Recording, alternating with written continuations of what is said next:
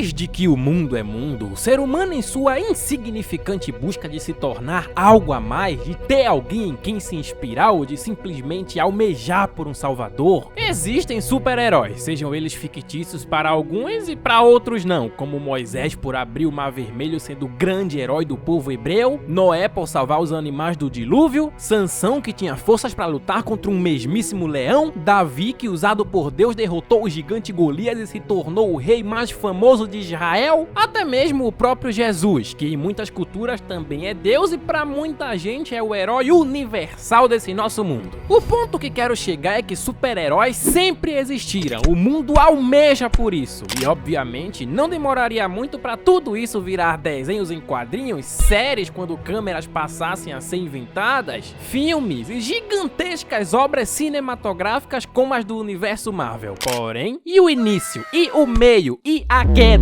Bom, isso é o que te respondo nesse simpático vídeo que não é simplesmente um vídeo, é um documentário. Então de antemão, no mínimo, te peço para que você deixe um gostei, te peço para que você deixe um comentário dizendo meu herói é você, craque. Te peço para que me siga no Instagram e repito, no mínimo. Mas o que importa é que hoje nesse canal, a evolução e a queda do gênero de super-heróis no cinema. Bom, para começarmos, craque, qual foi o primeiro super-herói da ficção, se pergunta você? O Superman, respondo eu? Sim, era o que eu também achava até descobrir que em 1930, dois japoneses chamados Suzuki e Takeo criaram um super-herói chamado Ogonbato. Pra entender sobre esse personagem, eu assisti um vídeo de 30 minutos de um canal chamado Ilha Kaiju. Aliás, amigo, muito obrigado, você é fera. Naquela época, apesar desse personagem ter sido criado, o governo não apoiava nada tudo isso porque basicamente os políticos diziam: ô porra, para de ver quadrinhos e vai estudar pro crescimento do nosso país como um todo. Ou seja, além de sofrer com uma certa censura do governo, às vezes ainda faltava papel para desenhar e escrever justamente porque naquela época o Japão tava em guerra contra uma galera aí. Ou seja, foram feitos quadrinhos desse personagem, histórias desse personagem, porém pelo contexto se perderam todos, o que é muito triste de se pensar. São obras perdidas pelo contexto político e histórico daquela época em geral. Na época, esse tal de Ogonbate não tinha um dono específico, com isso me refiro a direitos autorais, ou seja, ele tinha sim um dono, que foram aqueles dois que citei acima, mas como ninguém tinha registro na justiça de nada e o personagem fez bastante sucesso pelo Japão, todas as editoras usavam um pouco do personagem. Para vocês terem ideia, fizeram esse coitado lutar contra o mesmíssimo King Kong, fizeram filmes oficiais e não oficiais, desenhos animados, inclusive um de 1967 a 1968, que aqui decidiram traduzir Ogonbate para Fantomas, etc. E craque, quais eram os poderes desse tal Fantomas? Meu amigo, esse cara era constituído de um metal indestrutível, possuía poder de super velocidade e super força, controlava tempestades, criava terremotos, voava e até viajava por outras dimensões. Chupa, o cara era zica. E o porquê dele ter sido criado? Simplesmente para derrotar um vilão tão poderoso quanto, como um deus ex-máquina. O Suzuki percebeu que ele não sabia como concluir a história. Como ele ia fazer com que os protagonistas derrotassem esse vilão, se esse vilão era tão incrível, se ele era o maior ladrão do mundo, ele era o maior criminoso que já existiu.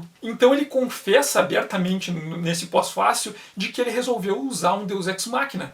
Craque, ok, já sabemos que o Superman não foi o primeiro super-herói a surgir nos quadrinhos, mas e em filme live action? Quem foi o primeiro?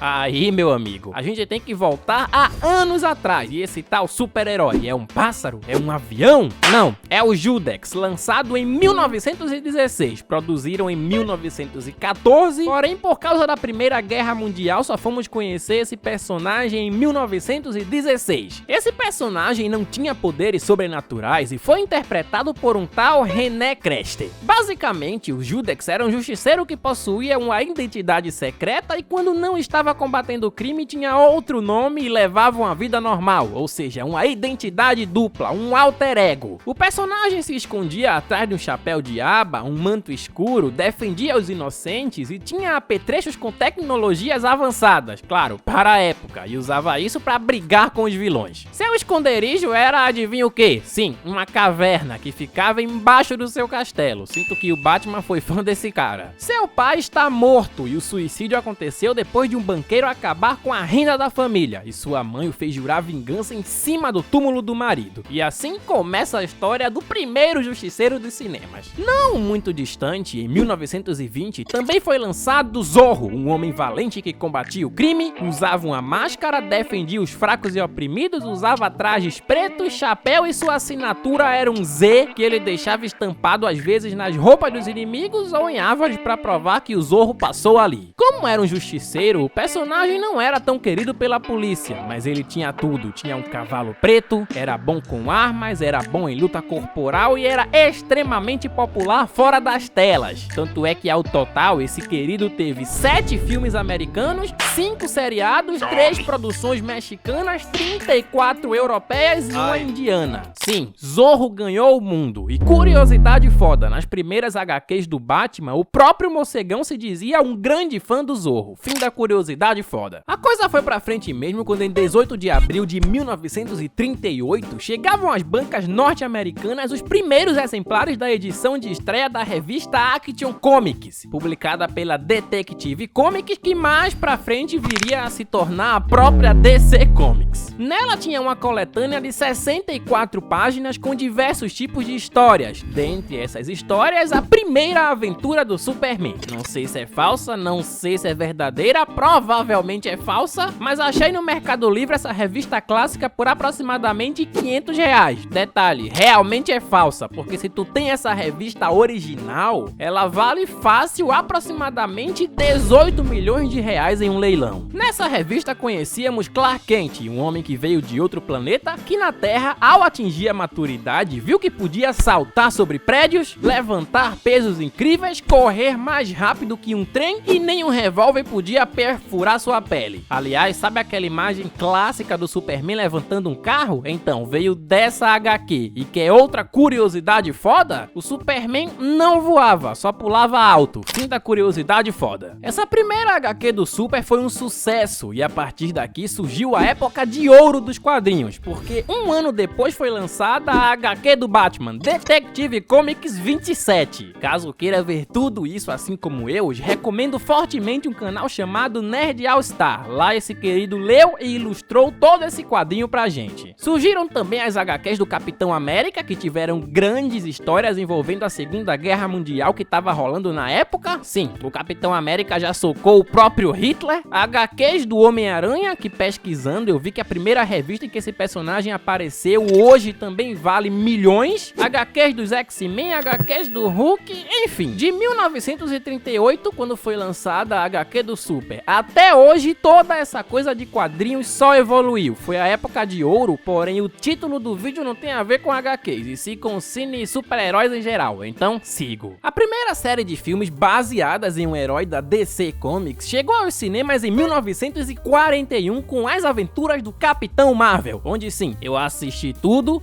em preto e branco e com a imagem ruim, então por favor, me valorizem, um cara como eu vocês não acham em nenhum outro lugar desse mundo. Aqui conhecemos esse cara que escavando essa tumba velha acaba achando o velho Shazam. Assim o velho diz que agora é dever dele proteger o povo do mal que foi libertado por mexer nessa tumba, dá a ele os poderes do mago Shazam e assim surge o nosso querido Capitão Marvel, que antigamente era chamado assim, mas curiosidade foda. Por causa de processos contra a própria Marvel, que adquiriu os direitos do nome Marvel, em 1972 Capitão Marvel deixou de ser chamado Capitão Marvel e passou a se chamar Shazam. Fim da curiosidade foda. Repeat my name. Shazam. As Aventuras do Capitão Marvel obteve uma resposta positiva do público, as pessoas gostaram do que viram, então a DC aproveitou esse pequeno sucesso e lançou em 1943 uma série do Batman intitulada Batman. Hidden headquarters of America's #1 crime fighter.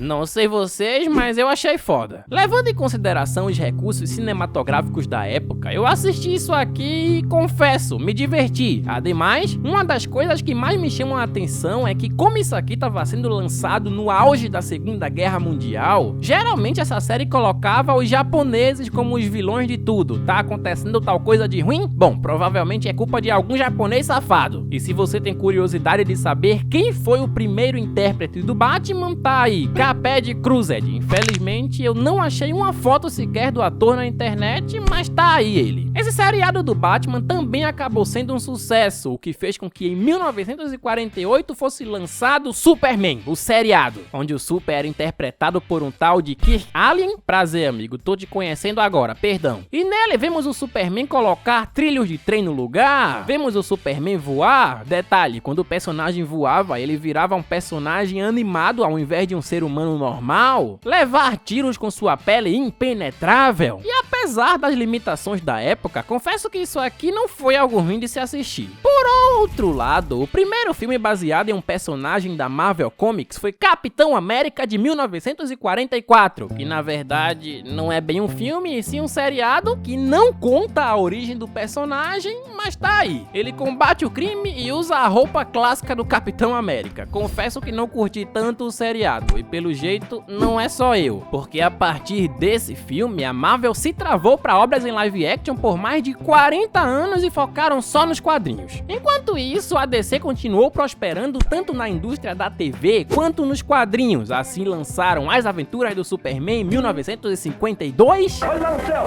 é um pássaro! É um avião! É o Super-Homem! E sim, aqui o Superman já voava sem precisar de animação. E apesar dessa coreografia mal feita, claro, por conta das limitações da época, esse aqui foi um muito bom seriado. Lançaram também Batman de 1966, que tinha essa clássica música de abertura.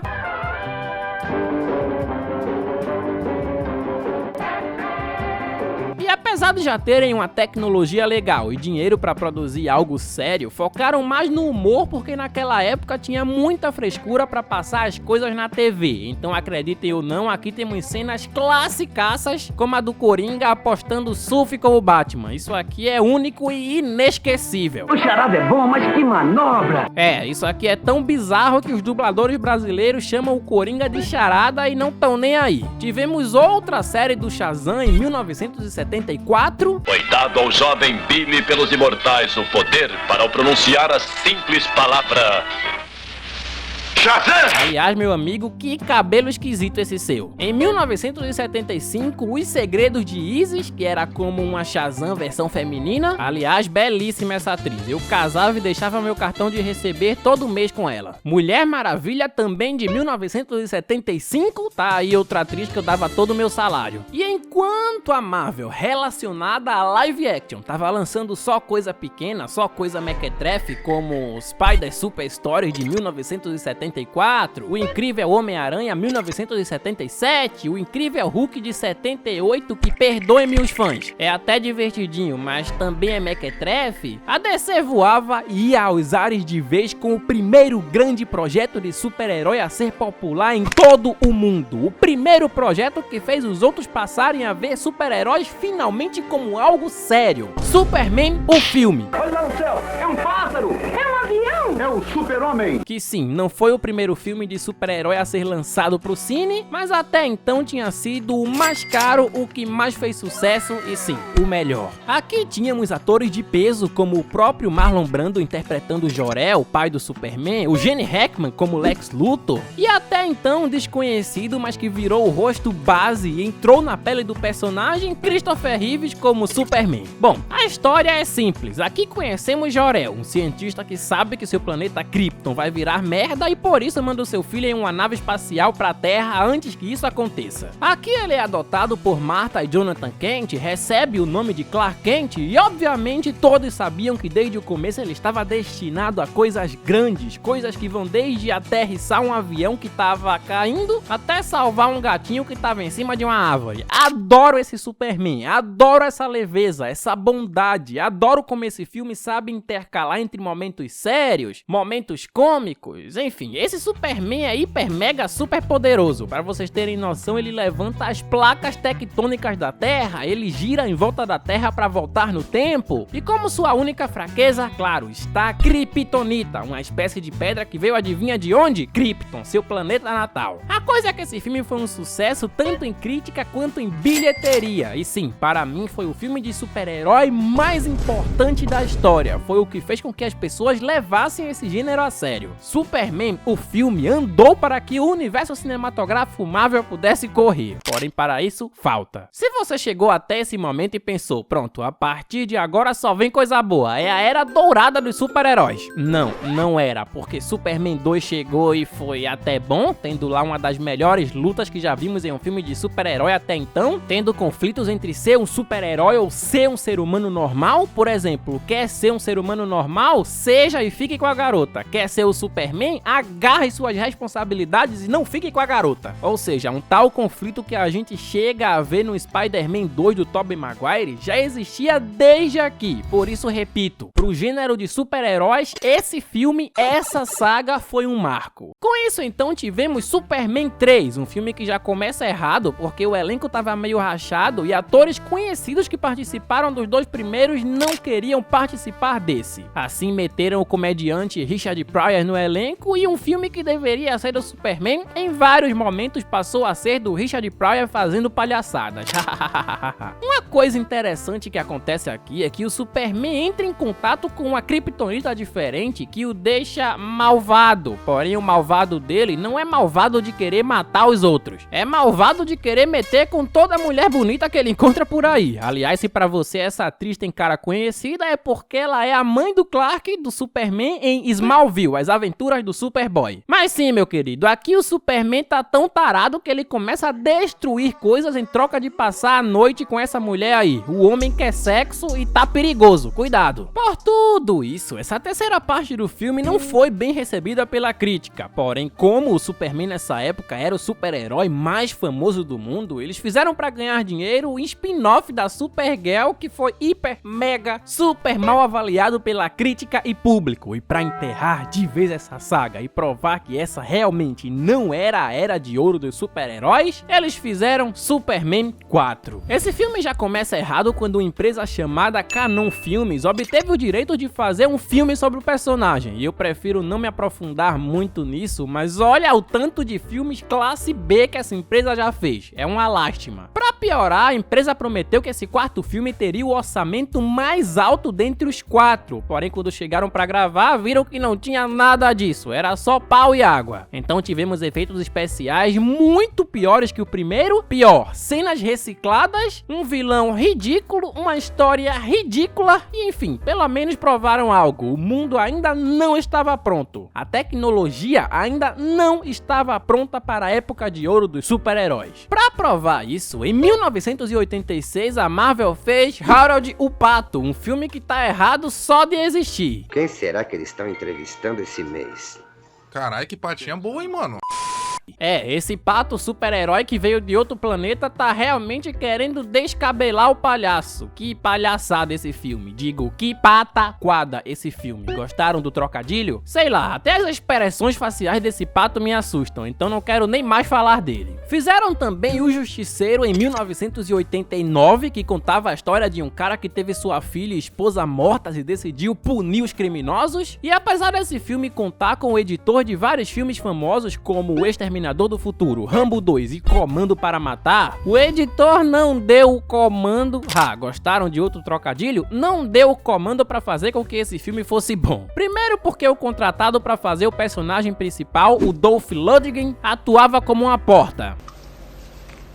Work in progress. Segundo que o cara nem conhecia o personagem e só aceitou participar disso pra desvincular sua imagem de outra cagada que ele tinha feito, He-Man. E terceiro porque o público-alvo, no caso fãs dos quadrinhos, odiaram tudo porque foi tudo genérico, não contaram direito a origem do personagem e enfiaram uma trama do Punisher matando vilões da Yakuza no meio de tudo. Esses dois filmes obviamente foram um fracasso de bilheteria e nessa época a Marvel também por por isso, acabou passando por uma grande crise financeira, onde para escapar venderam direitos de vários de seus personagens para outras produtoras, o que é uma pena e afeta a empresa até hoje. Quer dizer, afetava, porque a Marvel hoje em dia, apesar da decadência, não precisa de mais nada, mas quem é o maior e mais famoso herói da Marvel, se pergunta você? Bom, diria eu, o Homem-Aranha, que para escapar da crise foi vendido para Sony, o Blade foi vendido para New Line Cinema, que fizeram uma trilogia com o personagem. Quem lembra do Blade? Um cara que teve sua mãe mordida e morta por um vampiro durante o parto, foi contaminado pela força dos vampiros e virou meio que um vampiro que não é um vampiro, que luta contra os vampiros. Sinceramente, eu gosto da trilogia do Blade estrelada pelo Wesley Snipes, e monetariamente falando, apesar de na crítica eles não irem tão bem, a trilogia toda não foi um fracasso. O primeiro gastaram 45 milhões nas bilheterias, fizeram 131, o segundo gastaram 55 e fizeram 155, e o terceiro gastaram 65 e fizeram 132, ou seja, investiram pra caramba e sim,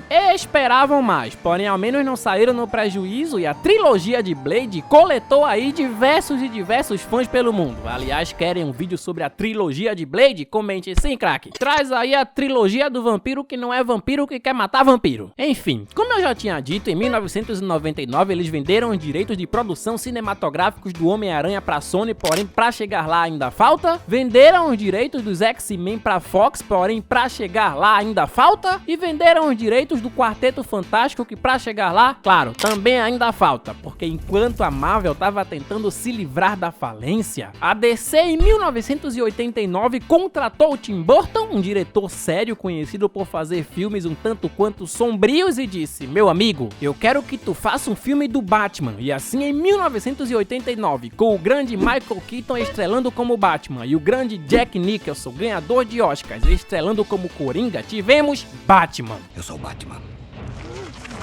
Batman foi muito bem elogiado pela crítica, foi muito bem em bilheteria, era um filme sério e pensaram, ué, por que não a sequência? E assim então em 1992 tivemos Batman no Retorno, novamente com grandes nomes no elenco, uma produção gigantesca, uma Gotham City muito bem ambientada que se sustenta muito bem até hoje, era sombrio, violento e uma sequência digna do primeiro filme. Porém, entretanto, todavia repararam nas palavras sombrio e violento? Então, apesar de hoje isso não ser um problema pra ninguém, naquela época foi um problemão dos grandes, porque a DC queria vender brinquedos e os pais por algum motivo não achavam uma boa ideia comprar brinquedos de um homem pinguim colocando sangue pela boca. Então o universo do Tim Burton caiu, e apesar de ser bem elogiado por quase todo mundo, em 1995 tivemos Batman Forever.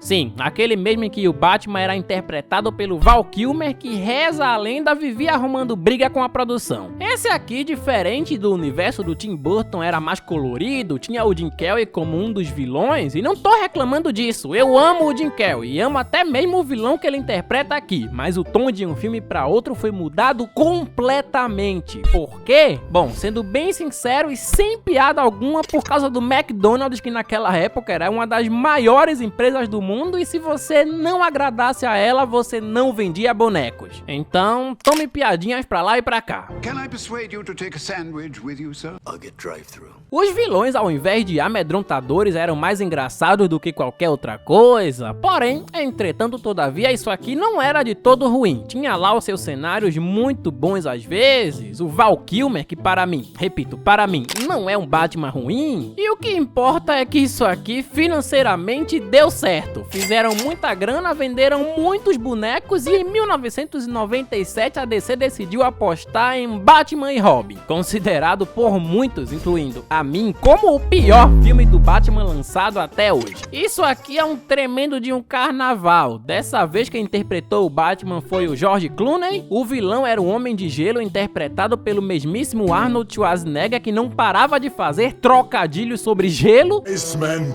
cometh. I'm afraid that my condition has left me cold to your pleas of mercy. I'm feeling hot.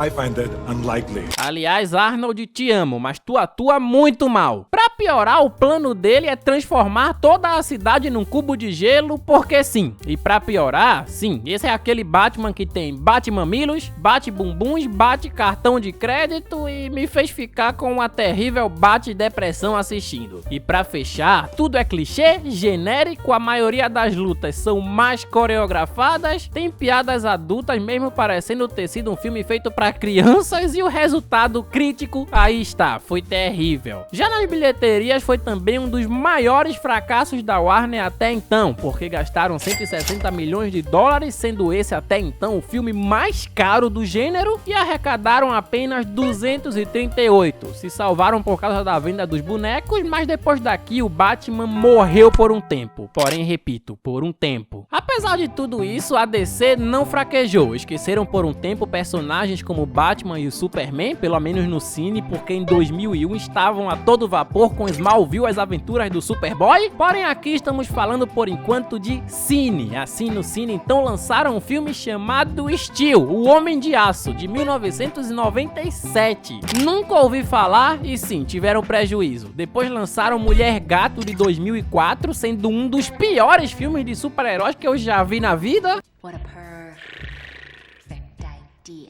Uma hora você tá ganhando um Oscar e em outra tá passando vergonha em um filme de merda. Constantine, 2005, estrelado por nada mais, nada menos, nada mais que o nosso querido Keanu Reeves. E Constantine, é bom? É ruim? Para mim, mais ou menos. Para a crítica, mais ou menos. Para o público em geral, bom. E monetariamente falando, sim, até que foi um sucesso comercial, arrecadando 230 milhões e gastando entre 70 a 100 para ser produzido. Mas craque, enquanto isso, e a Marvel? A Marvel, como eu já tinha dito antes, para não entrar em falência, vendeu alguns de seus personagens importantes para outras produtoras fazerem filmes, ou seja, eles ainda tinham parte nos negócios, mas não eram totalmente donos. E lembram de Blade? Bom, Blade foi determinante para Marvel, porque depois daqui eles viram que podiam gastar dinheiro com filmes de super-heróis porque daria sim lucro. Assim, a Fox em 2000 lançou o X-Men, que tinham atores conhecidíssimos no elenco, como Ian McKellen interpretando Magneto, Patrick Stewart como o Dr. Xavier, Hugh Jackman como o Eterno Wolverine. E sim, foram bem em crítica e bem em bilheteria, o que fez com que as produtoras perdessem de vez o medo de investir alto em filmes de super-heróis. E foi assim que, sem medo nenhum, em 2002 é lançado Homem-Aranha, um filme que contava a história de Peter Parker, um nerdola que foi picado por uma aranha geneticamente modificada, ganhou superpoderes e depois da morte do seu tio ele decidiu combater o crime porque percebe que com grandes poderes vem grandes responsabilidades. Isso aqui tinha tudo, um bom elenco com o incrível Willem Dafoe interpretando o vilão do Duende Verde. Sabe o quanto eu me sacrifiquei? Perfeitos efeitos especiais e práticos, principalmente pra época, uma boa direção e era algo que agradava tanto fãs de quadrinhos quanto pessoas que só estavam lá porque queriam assistir alguma coisa legal. Assim, isso aqui foi um sucesso de crítica e bilheteria, se tornou até então o filme de super-herói de maior bilheteria de todos os tempos, e em 2002, monetariamente falando, ele só ficou abaixo de O Senhor dos Anéis, As Duas Torres e Harry Potter e a Câmara Secreta. Assim, então, lançaram Homem-Aranha 2, que foi um sucesso maior ainda, vencendo até Oscar de melhor edição, Homem-Aranha 3, que apesar da crítica não gostar tanto, foi um sucesso monetário maior ainda, e juntos, essa trilogia chegou a arrecadar cerca de 2,4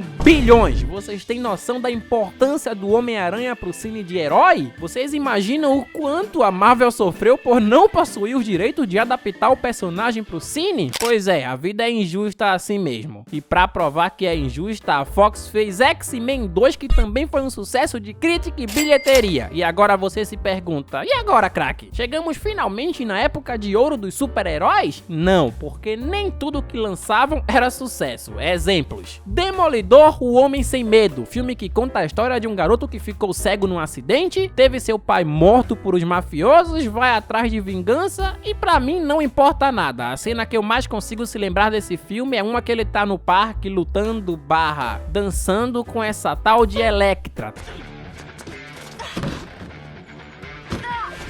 totalmente ridículo. Elektra, inclusive, que em uma tentativa falida talvez de começar daqui um universo compartilhado, também teve o seu próprio filme em 2005, que é uma cagada total e foi mal tanto em crítica quanto em bilheteria, gastando 43 e arrecadando só 56 milhões de dólares. A coisa é que a Marvel, seguindo com filmes independentes que às vezes iam bem e às vezes não, exemplos, Quarteto Fantástico 2005, se nunca assistisse te recomendo fortemente um vídeo que tenho aqui sobre ele no canal. Motoqueiro Fantasma, também te recomendo o vídeo que tenho no canal.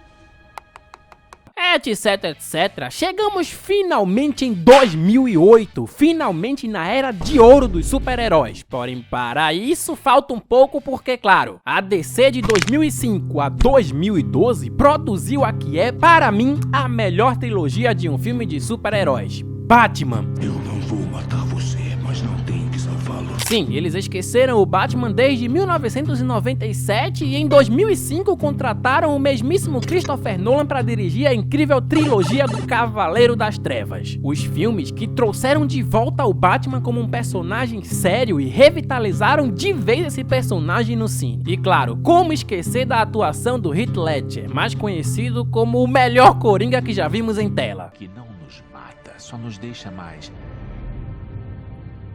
estranhos.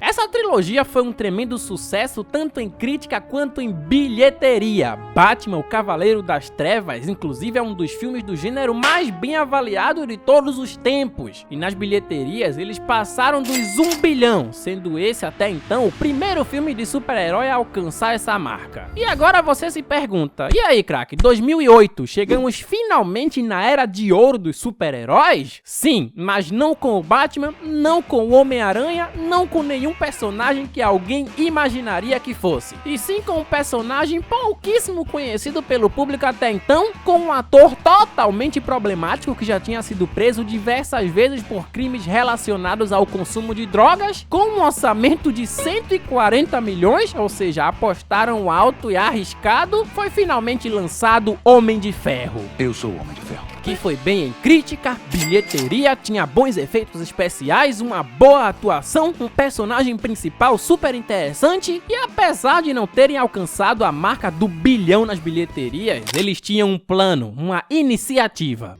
Eu estou aqui para falar sobre o Projeto Vingadores.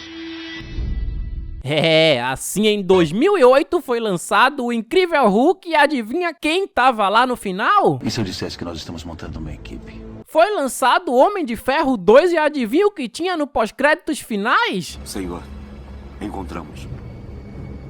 Quem caralhos foi o pedreiro que deixou esse martelo aí, se pergunta você? Aqui vem a sacada, porque todos os filmes tinham uma cena pós-créditos e sendo bons ou não, sendo bem avaliados ou não, eles faziam muita grana porque montaram meio que uma série, um universo compartilhado que pra entender um filme você precisava minimamente saber sobre o outro. Então nessa época, youtubers nerdolas começaram a bombar explicando as coisas, explicando de quem era o martelo e assim a Marvel ia ganhando cada vez mais popularidade, mais e mais personagens iam entrando nessa história, como o mesmíssimo Capitão América. Quer me levar de volta pro mundo? Quero salvá-lo. E foi assim que em 2012, com um terreno totalmente preparado, foi lançado o projeto mais ambicioso da Marvel até então.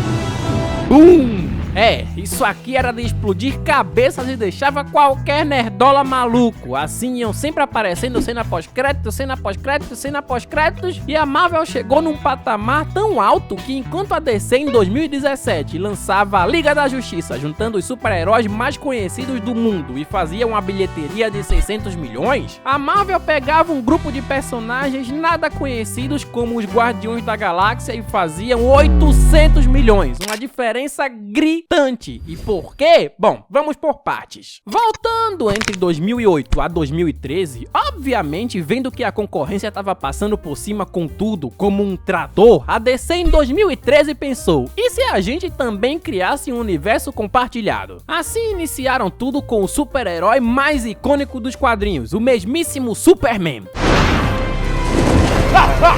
Man of Steel foi dirigido por Zack Snyder, o homem que estaria por trás de todo esse universo compartilhado. Aqui ele nos apresenta um Clark mais deprimido, monta o filme num tom mais sombrio, tudo isso para se diferenciar da Marvel, que fazia os filmes muitas vezes num tom meio cômico? Bom, talvez sim, talvez não. Essa é uma pergunta que nunca encontraremos a resposta. O que sim sei a resposta é que Man of Steel não agradou a todos, mas fez muita grana e agradou a maioria. Então em 2016 foi lançado Batman vs Superman. Ou seja, vamos juntar os dois personagens mais populares das HQs, os dois super-heróis mais populares da editora, e eu te pergunto, tem como dar errado? Bom, monetariamente falando, eu acho que seria impossível e realmente foi impossível. Tiveram uma bilheteria de 873 milhões de dólares. Ainda acho um patamar baixo para uma superprodução que junta duas estrelas como o Batman e o Superman? Sim, mas dizer que foi um fracasso comercial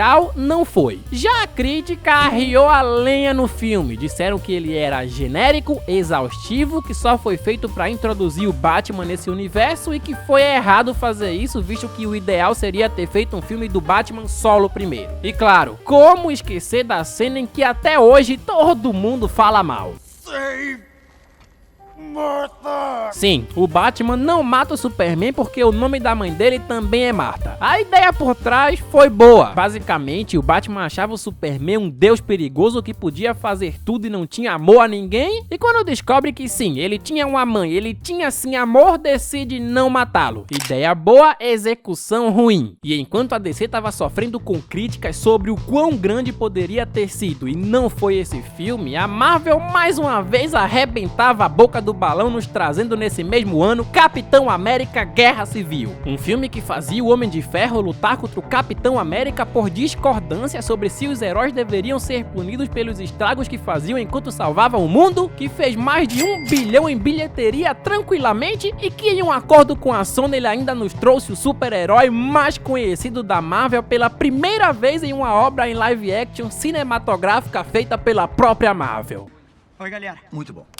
Perdoe-me, DC, mas não tem como vocês competirem com isso. Em paralelo a tudo isso, claro, os personagens que não pertenciam diretamente cinematograficamente à Marvel também estavam fazendo seus filmes solos, como o Homem-Aranha do Andrew Garfield, que divide muitas opiniões por aí, mas foi um sucesso de bilheteria porque, bom, é um filme do fodendo Homem-Aranha e é impossível um filme do Homem-Aranha ser um fracasso de bilheteria. E a Fox também estava metendo filmes dos X-Men adoidado, incluindo um do próprio Deadpool, que, claro, também é pertencente dos quadrinhos dos X-Men, que foi um sucesso estrondoso. Tudo que a Marvel ou os personagens subsidiários da Marvel lançavam era um sucesso. Logan, X-Men, Deadpool, Doutor Estranho, um personagem nada conhecido até então, mas que fez mais grana do que um filme do próprio Superman, etc. Pra melhorar pra Marvel e pra piorar pra DC, em 2014 foi lançado Guardiões da Galáxia, um filme sobre um grupo de ladrões desconhecidos que se juntam e formam basicamente uma família. Lá tinha ação, tinha personagens carismáticos, porra, até uma árvore que só fala eu sou Groot e é dublada pelo Vin Diesel é carismática.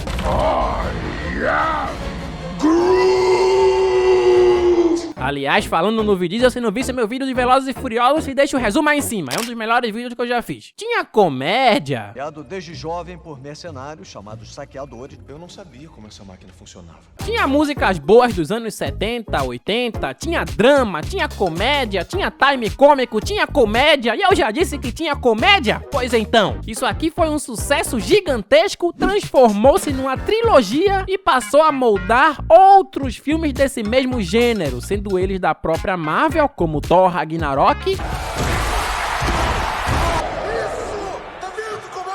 Homem-Formiga, mesmo aço do Titanic. Pô, mas o Titanic afundou, né? Lembra o que o iceberg fez? Claro, matou o DiCaprio. Até mesmo o Esquadrão Suicida da DC, que tinha tudo pra ser um filme bom, tinha um bom elenco, uma história legal pra caramba, mas falharam. Falharam porque a Warner viu o filme e disse, não, tá pesado e sério demais. Façam como os Guardiões da Galáxia e adicionem comédia aí, vai dar bom, confia. Resultado, fizeram muito menos monetariamente falando do que acharam que fariam, assistiram e a crítica amassou o filme e humilhou em 50 línguas diferentes. Deixa eu me retratar. Não, nunca, noia. Aliás, a maioria dos filmes que eu tô falando aqui eu já fiz uma review separada sobre. Esquadrão Suicida é um deles. E aproveitando que eu parei pra falar besteira pela primeira vez no vídeo, que tal vocês também darem uma parada pra me seguirem no Insta? Pra deixarem uma curtida no vídeo, uma inscrição e um comentário dizendo: vai lá, craque, traz mais documentários como esse pra gente. Enfim, sigo. A coisa é que enquanto a fórmula Marvel dava certo com qualquer filme que fosse lançado, como Vingadores Era de Ultron, Guardiões da Galáxia Volume 2, o já mencionado Thor Ragnarok, Pantera Negra, que foi o primeiro filme do gênero a concorrer ao Oscar e levou pra casa as estatuetas de melhor figurino, melhor trilha sonora e melhor design de produção, a Marvel arrebentou de novo a boca do balão quando em uma parceria bilionária com a Sony, eles conseguiram os direitos pra fazer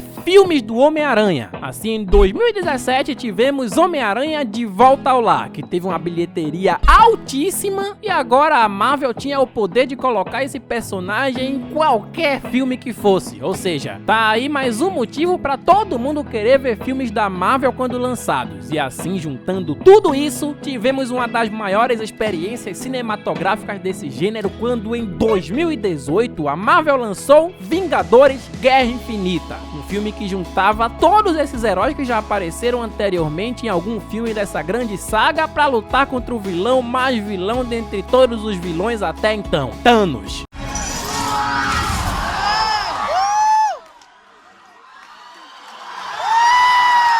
Assim o cinema vai à loucura, todo mundo grita, mas no final o tirano Thanos consegue realizar o seu desejo de apagar da existência metade dos seres do universo.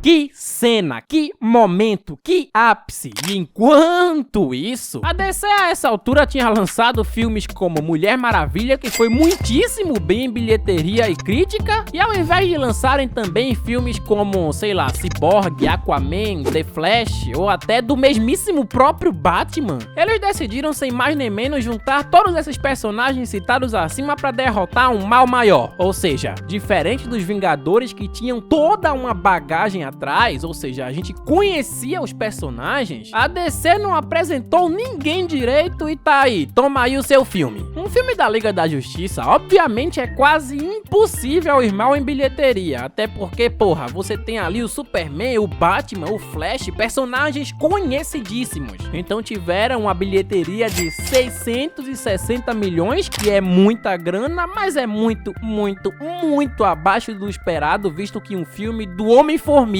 um filme B da Marvel, sozinho fazia quase isso. E pra piorar, o Zack Snyder tava fazendo o filme, sua filha morreu, ele precisou se afastar da produção e ao invés de esperar pelo cara, a Warner, pra aproveitar o hype dos Vingadores, chamou um tal de Joss Whedon, que já tinha trabalhado em Vingadores 1 e 2 e disse: amigo, eu quero que tu faça a mesma coisa que fez nos Vingadores nesse filme da Liga da Justiça. Então encheram essa merda de piadas. Que algum problema, moleque?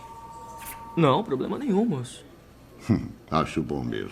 Picotaram todo o filme, deixaram o vilão completamente genérico e você não tinha pego por quase nenhum personagem dali. Cyborg, e daí? Que se dane o Cyborg. Flash, e daí? Eu adoro o personagem, mas e daí? Que experiência anterior eu tive com esse personagem? Resultado, esse filme foi completamente massacrado pela crítica e depois disso a DC ainda fez Aquaman, que surpreendentemente bateu a marca de 1 bilhão nas bilheterias, Shazam, que eu particularmente não gosto, é cheio de piadinha sem graça e você não sabe bem ao certo se ele faz parte ou não desse universo DC, mesmo sabendo que ele faz parte porque o Superman aparece no final. Digo, não o Superman, sim, o Superman, mas não o Henry Cavill, só um cara com o traje do Superman pra provar que sim, o filme tá no mesmo universo da DC. Coringa, que também passou do bilhão, mas não faz parte do universo DC. Aves de Rapina, que parece se passar antes de tudo, mas sinceramente acredito que ninguém ligue muito pra história. A Adão Negro que ninguém sabe ao certo o que queriam fazer depois daqui. Lembram que o Superman aparece no final? O Henry Cavill fez um vídeo dizendo que ia aparecer mais vezes como Superman e depois fez outro vídeo dizendo que não ia mais? É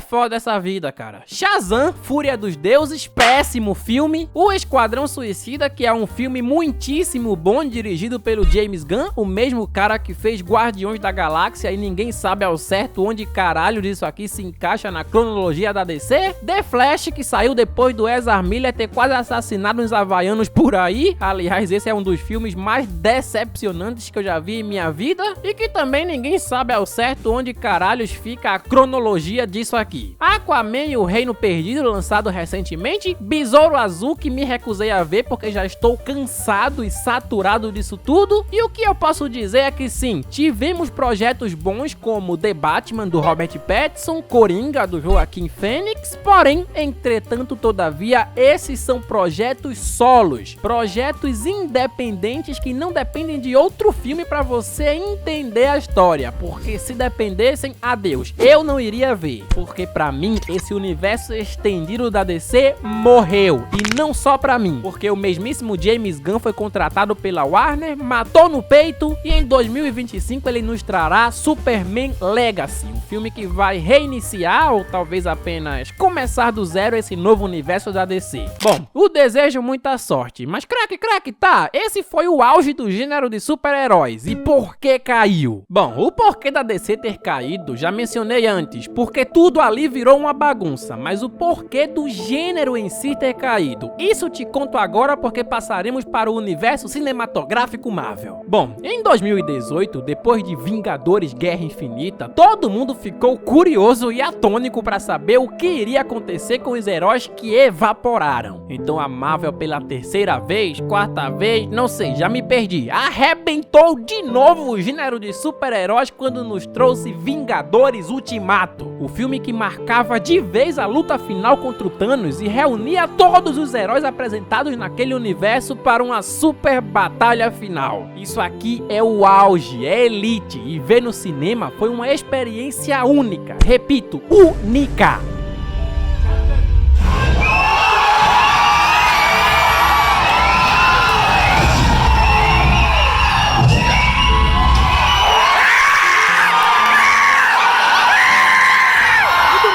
Jeito que começou esse universo cinematográfico Marvel com o Homem de Ferro, ele termina com a morte do herói se sacrificando para derrotar o Thanos.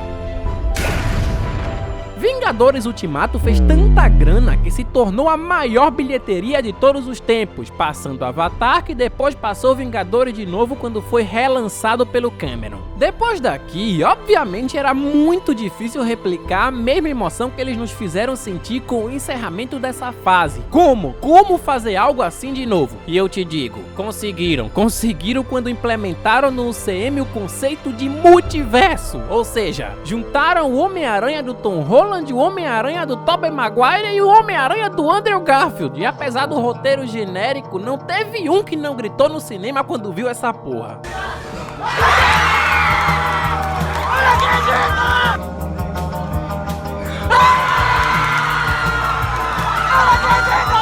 Mas e aí? E depois? Para mim, Vingadores Ultimato marcou o fim de uma fase, o fim de uma era, e ao invés de, sei lá, revolucionar o gênero ou tentar fazer algo diferente como The Boys, se não viste The Boys, te deixa o resumo aí em cima. Invencível, se não viste Invencível, te deixa o resumo aí em cima. Eles continuaram na mesma com novos filmes, novas séries, novos personagens, sendo que nenhum chegou a ser tão cativante quanto os primeiros, e pra piorar, todas essas novas séries e filmes eram lançados em curtíssimos intervalos de tempo. Eram basicamente 7 filmes e 7 séries em um ano. E pra você entender tem que assistir aos outros. E apesar de um ou outro projeto se salvar, como Loki, quem tem paciência de assistir, sei lá, Miss Marvel pra entender Loki? Basicamente, a Marvel se tornou uma máquina de produzir conteúdo. E as pessoas aos poucos, claro, foram se afastando, saindo mais e mais. Isso porque o gênero cansou? Bom, talvez sim, porque tudo uma hora cansa, lança, mas talvez não, porque recentemente foi lançado Homem-Aranha através do Aranhaverso e é um filmaço, ou seja, o problema é a fórmula? Não sei. O que sei é que do mesmo jeito que foi com filme de ação, que caíram e tiveram que se reinventar, slashers que caíram e tiveram que se reinventar, tem sido com os super-heróis que caíram e buscam se reinventar. Exemplos de reinvenção? The Boys, que apesar de não ser algo novo, transformar um super-herói com poderes do Superman numa espécie de vilão, é algo bem feito, é com qualidade e não em quantidade. Enquanto a Marvel lança 7 séries por ano, uma segunda temporada de Invencível demoram 3 anos pra sair. O que quero dizer é que às vezes você só quer sentar, descansar e ver um filme, e pra isso não necessariamente ter que ver outros 10 filmes e 50 séries com personagens que já deveriam ter finalizado suas histórias. Quer um exemplo? Imagina um Homem de Ferro estalar os dedos pra derrotar o Thanos e em seguida ele continuasse aparecendo no universo cinematográfico Marvel como se nada. Seu valor se perderia, a sua mensagem final, a mensagem final que o personagem quis passar, se perderia ao longo dos anos. E creio que é isso que falta pra Marvel muitas vezes. Parar de fazer filmes? Não, parar de explorar personagens que já deveriam ter finalizado seus arcos. Isso quer dizer que o gênero super-herói está condenado ao fracasso? Está falindo? Não. Novamente cito como exemplo Homem-Aranha no Aranhaverso. Porém, aquele é um filme que sabe como começar, como desenvolver e como terminar. Diferente do que tem acontecido atualmente com a Marvel, que nada parece ter fim, mensagem final, etc. O que resume essa empresa atualmente, para mim, repito, para mim, é a palavra saturação. Saibam aceitar o fim das coisas. Tô dizendo que a Marvel deve acabar? Não, longe disso. Ainda tem muito pano pra manga, as histórias dos X-Men, as histórias do próprio Homem-Aranha e de inúmeros outros personagens que nem conhecidos são. Mas o que essa empresa tem feito é explorar. Exploram editores para entregar o produto o mais rápido possível, exploram roteiristas para entregarem o roteiro o mais rápido possível, e tudo isso fazem não porque querem fazer uma história boa com início, meio e fim, e sim porque querem cada vez mais